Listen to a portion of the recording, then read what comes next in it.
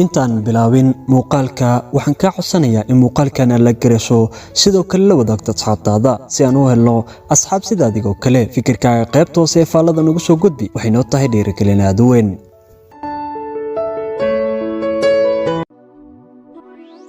farxadu waa lama huraan qof walbana uu jecel yahay in uu faraxsanaado laakiin waxaa jira kuwa aan haysan farxad niyadana ay ka jabeen ayagoo aaminsan in dunidan aysan ku leeyahin wax farxad ah waayo dhaawac loo geystay ayaa ah mid aan sahlanayn xitaa waxay ku dhawaadeen in noloshay ka sabraan sababahaasi ayaa leh xiriirka labada ruux mid wuxuu ka wadaa xiriirkaasi dan isaga u gaar ah midka kalena waa daacad wuxuu moodaa in si dhab loo jecel yahay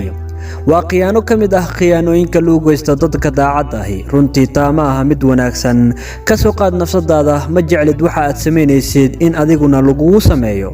waayo sidaad u xanuunsanaysid ayuu qofka kale u xanuunsanayaa haddaba wax walbo aad ruux ku samaynaysid ka soo qaad nafsadaada haddii ay wanaagsan tahay